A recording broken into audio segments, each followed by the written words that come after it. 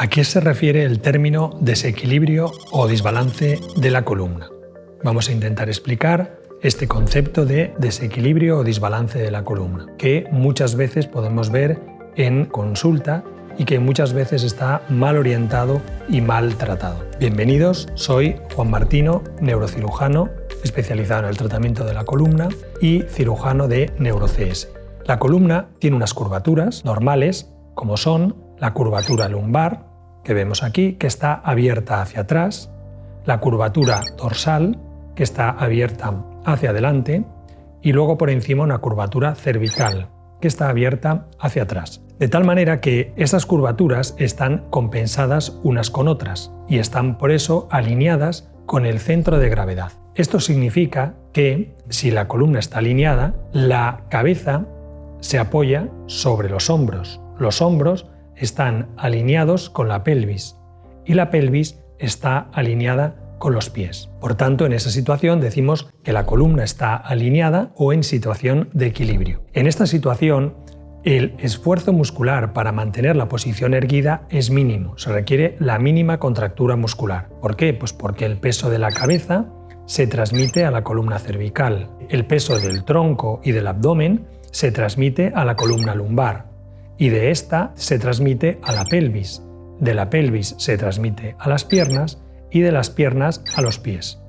Por tanto, en esa situación, el esfuerzo muscular necesario para mantener esa posición erguida es mínimo. ¿Qué ocurre? Pues que con el tiempo esas curvaturas de la columna pueden descompensarse. En concreto, la columna dorsal y la columna lumbar puede inclinarse hacia adelante, como vemos aquí. La pérdida de la altura de los discos, el desgaste de los discos en la zona lumbar y en la zona dorsal, hace que la columna se incline hacia adelante.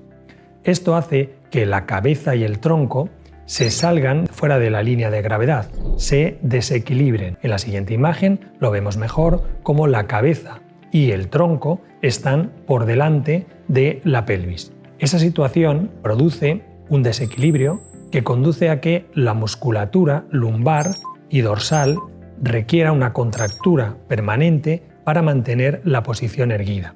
Esa contractura permanente de los músculos es necesaria porque si no, nos caeríamos hacia adelante. La contractura muscular, por el contrario, lo que produce es un dolor en la zona lumbar y además ese dolor se puede irradiar con frecuencia hacia arriba, hacia la zona dorsal o incluso hacia el cuello. ¿Por qué? Pues porque la columna cervical tiene que contracturarse y hiperextenderse para mantener la mirada en posición horizontal.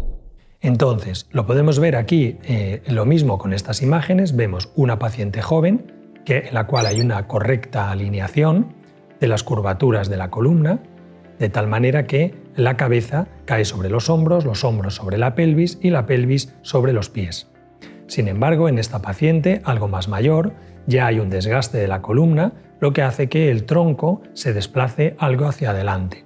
Y entonces ya la línea de gravedad está por delante, la cabeza y el tronco están un poco por delante de la posición de la pelvis y la columna.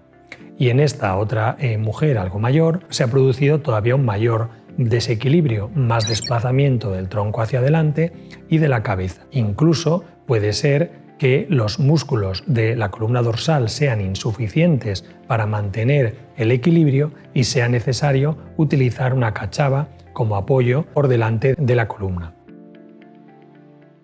Entonces, ¿cómo diagnosticamos este concepto o este desequilibrio en la columna? ¿Cómo se diagnostica? Básicamente podemos hacer una resonancia.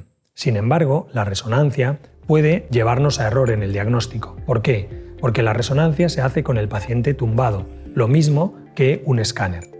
Entonces, este desequilibrio se produce principalmente cuando el paciente está de pie, cuando está en posición erguida. Es cuando se desplazan por el peso la columna hacia adelante. Por eso, en la resonancia, por ejemplo, de esta paciente que sí que tenía un desequilibrio, vemos que la columna estaba bien alineada. Aquí no hay evidencia de ningún desequilibrio o desbalance, sino que la columna está bastante bien alineada. Para el diagnóstico, por tanto, del desequilibrio en la columna o el desbalance, tenemos que hacer una radiografía de toda la columna con el paciente de pie. A estas radiografías se le llaman telemetría.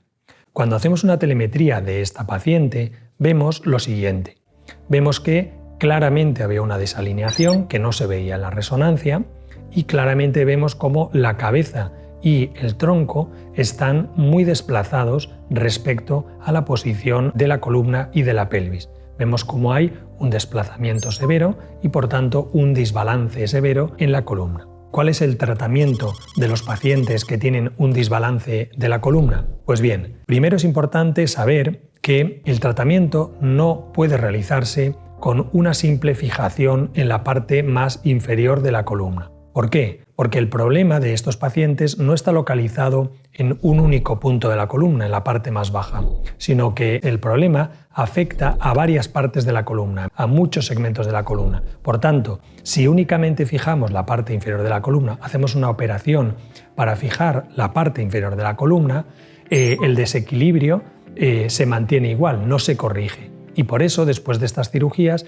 el paciente puede quedarse igual o en el peor de los casos puede hasta empeorar sus síntomas. Por eso, para corregir este tipo de deformidades, cuando vemos estas telemetrías en las cuales hay un desplazamiento y un desbalance, es necesario realizar una cirugía mucho más compleja que colocar una instrumentación en la parte baja de la columna, sino que hay que hacer una cirugía de corrección de la deformidad. Hay que ir corrigiendo los ángulos de todas las vértebras, de muchas vértebras de la columna lumbar y dorsal, hasta que la columna vuelve a su alineación normal y desplazamos toda la columna y todo el tronco hacia atrás y dejamos otra vez alineada, con la cabeza sobre el tronco y el tronco sobre la pelvis. Por tanto, en este vídeo hemos resumido los aspectos más generales del desbalance de la columna, del desequilibrio de la columna, que es una patología que, como decimos, muchas veces queda sin diagnosticar y a veces se hace un tratamiento que no es suficiente para esta patología. El tratamiento, por lo general, es un tratamiento complejo que requiere fijaciones y cirugías complicadas.